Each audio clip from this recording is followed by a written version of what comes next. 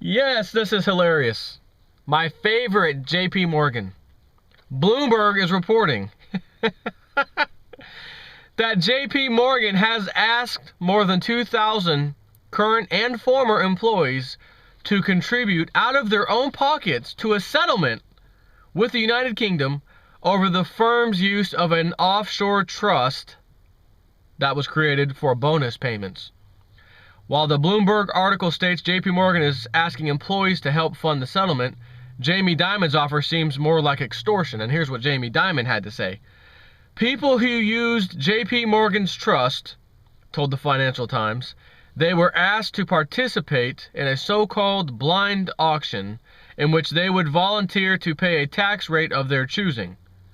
If that auction fails to generate enough income or money to fund that settlement, people who submitted the least amounts as compared to with the average bid would, in other words, lower than the average bid, would be excluded from the deal and face an automatic 52% tax rate when the trust's assets are liquidated, the newspaper said.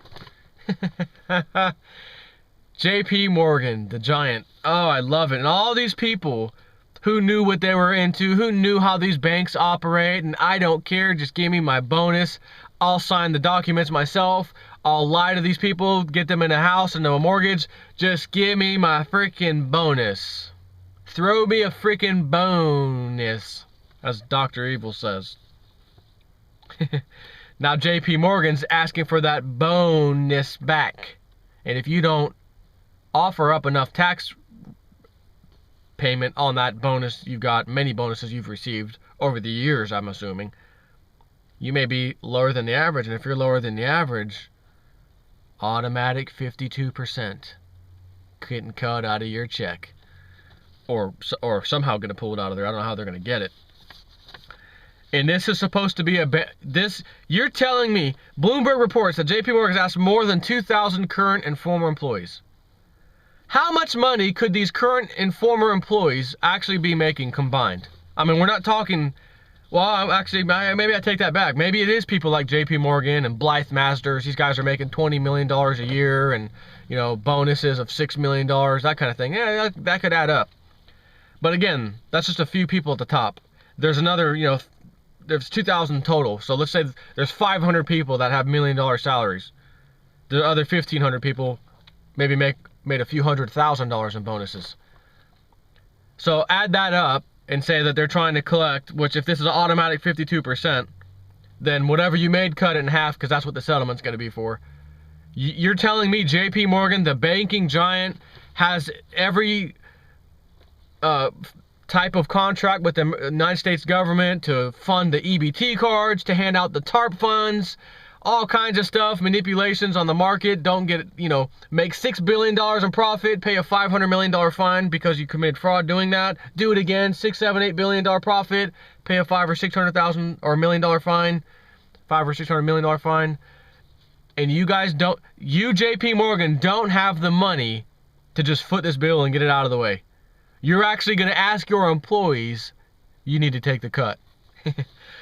That's telling me like old JP Morgan is like the rest of the banks, including the one I just talked about the other day, which was Deutsche Bank, and their mark-to-market crap was a complete crock of doo-doo. And long story short, they all cook their books, they all pretend they don't have the losses that they have, etc. So you know JP Morgan's already in that category. So while we saw JP Morgan's guys had a great third quarter and a great second quarter, and where'd you get that information from that they had a great quarter? Well, their own earnings statements. And who put the earnings statements together? Someone who works for JP Morgan? Yeah. Someone who it'd be very advantageous for them to hide, sweep under the rug the real debt and stuff that they've got? Yes. Okay, just checking.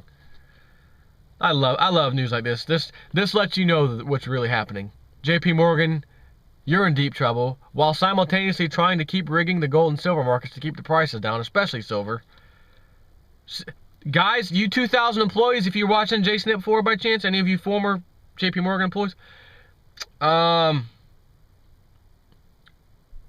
JP Morgan doesn't have that much money left because they are putting all effort into keep the prices of precious metals down. And that doesn't leave any wiggle room for you guys. So while you work for them, life was great, had a great lifestyle, great pay, just gave me my freaking bonus attitude. Now, this is what we were taught as kids, is what an Indian giver. What's an Indian giver? An Indian giver is someone who gives you something, you'd make a trade, and then all of a sudden they want it back later on. That's an Indian giver. That's funny because the reality is that, you know, if that's a true statement, just kind of change the subject here for a second, about Indians, like back in the day when we came to America and founded it, allegedly, we founded it with other people already on it, called Indians. That's funny, that's weird. I'm assuming we probably, hey, let's trade, and they're giving us maybe, you know, some nice handmade quilts and, you know, some top quality stuff, and we're giving them this garbage, kind of like we get from China, except back then we weren't dealing with China. We probably had our own garbage that came with us from like the UK or London or somewhere. And we gave it to them. Oh, it's a fair trade. It's a fair trade. Trust me. How, Indian friend? It's a fair trade. And then they get back to their little teepee and they're messing with it and the thing falls apart. What the hell is this crap? You know, we spent, you know, a week making this quilt for these people and they give me this piece of garbage that's, you know, not even worth nothing. I want my stuff back. You take this piece of garbage back. That's probably what the Indian people said. So the white man, who gets to write the history, says, you guys are something, you know. And then the coin was termed, oh, we got a better word for that. Let's call them Indian givers. So anyone in America that does any kind of shady trading, you want something back, you're an Indian giver. Oh, come on, don't belittle me like that. Don't call me those stupid, stinky Indians, those bad guys. When in reality, they were the most harmonious person living with the earth. Peaceful as far as we're concerned. I mean, sure, they allegedly had wars with each other and that kind of stuff. But I only recall hearing about wars with us white men. And of course, our history and stories tell us that, you know, they attacked us and this. No. No, you can kind of tell who attacked who first when you look at the populations of white men on this continent versus the Indian. You can kind of see where that went and look at what happened to them. They have no more land, practically. They're given a choice: die off into nothing or open up a casino. We'll give you, you know, jurisdiction in like this, you know, 10-acre area of casino land. You can have your own police department too, and pay massive taxes to the state of Florida, in my case, state of Florida, and you'll live your nice little Indian life. Oh, okay. Take care.